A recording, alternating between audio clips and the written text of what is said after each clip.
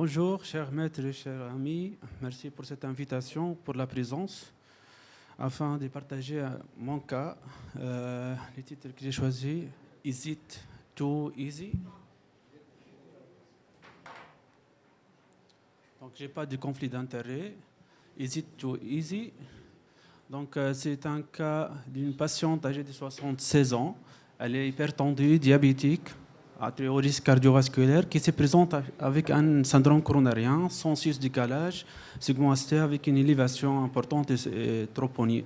Il n'y avait pas de complications de son syndrome coronarien. Le CG a montré un syndrome électrique de l'EVA. L'échographie, une dysfonction VG modérée. La biologie, pas grand-chose. Donc voici l'angiographie, la coronographie. Elle a montré un statut monotronculaire de l'EVA, comme attendu.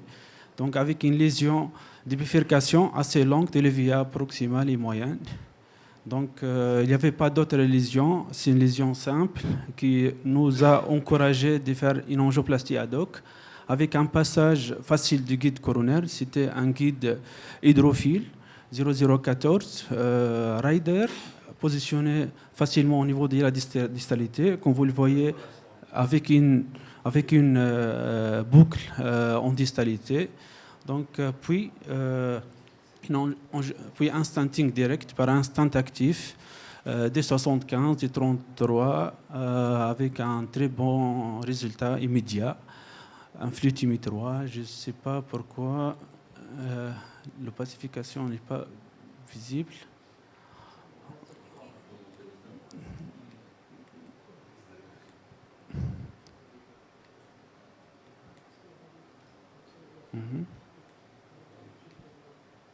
Voici, positionnement du stent. Est-ce que vous pouvez faire activer ces vidéos? Voici les résultats immédiats. Un flux TIMI 3 avec des extrémités donc, propres. La bifurcation n'a pas été touchée. Donc, après ces beaux résultats, nous avons décidé de retirer notre guide.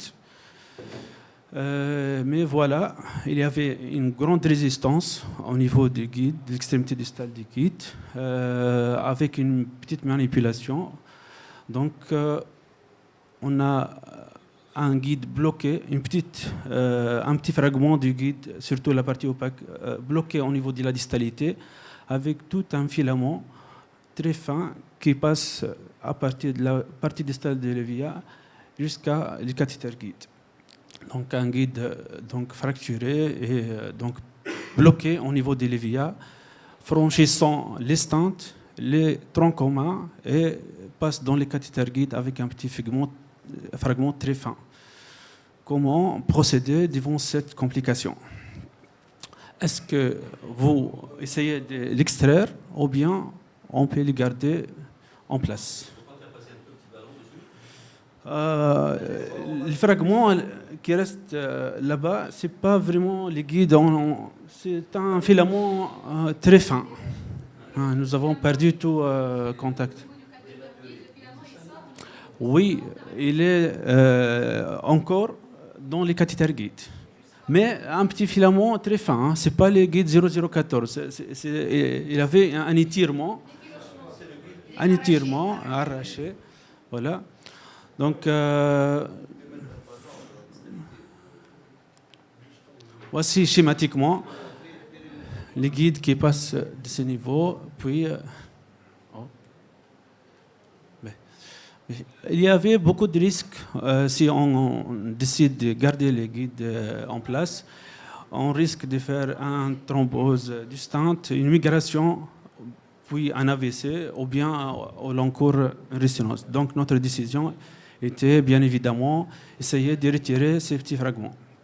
Donc, puisqu'il avait le guide est encore dans les cathéters, nous avons fait passer un deuxième guide vers la distalité de l'EVA, puis inflater un ballon dans les cathéters guides et essayer de retirer tous les systèmes, espérant que ça débloque.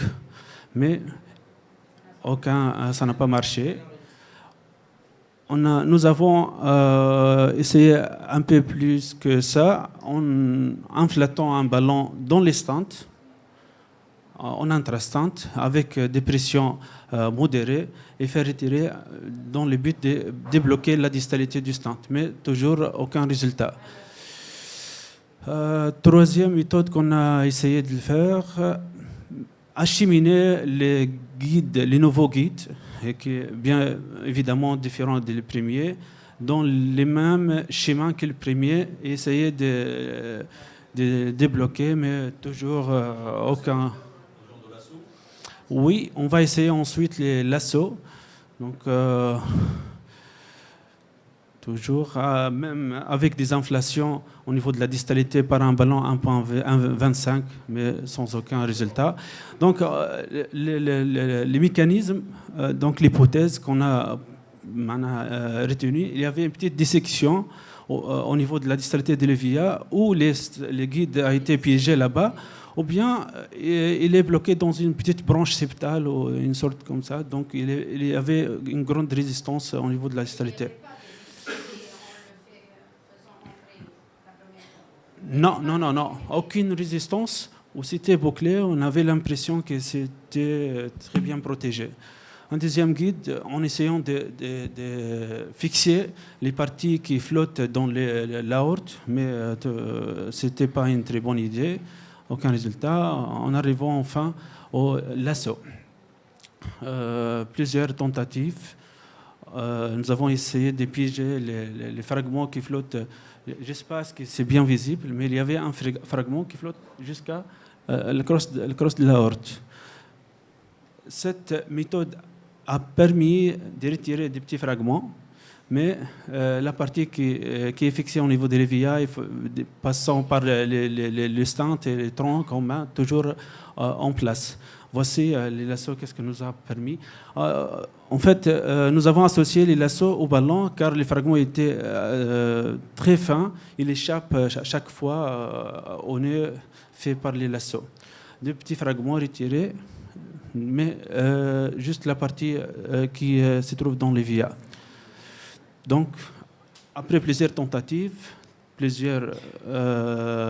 donc un grand volume de contraste, patiente déjà fatiguée, mais un flux-timitrois, bon état hémodynamique, pas de douleur thoracique, nous avons décidé de soulager la patiente et la mettre sous traitement anticoagulant et prendre un peu de temps pour réfléchir.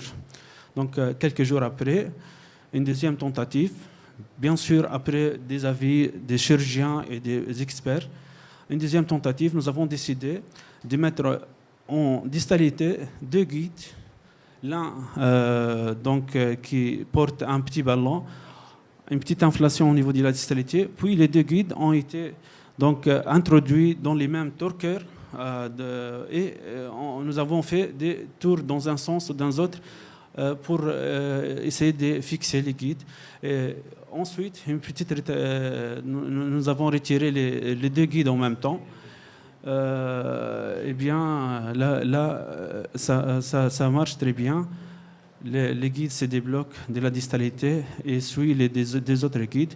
Voici les résultats finaux. Nous avons donc pu enfin retirer la totalité du matériel perdu dans l'EVIA avec un flux timitrois, pas de douleur thoracique.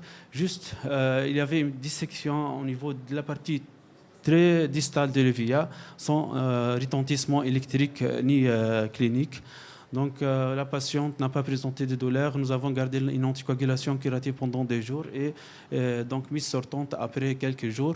Et, actuellement, on est à 8 mois de suivi sans aucun incident. Donc comme message clé, il ne faut jamais banaliser les lésions coronaires, surtout dans les syndromes coronariens. Il faut toujours utiliser des bons guides, même devant des lésions simples. Et enfin, il y a toujours des solutions pour des complications. Merci.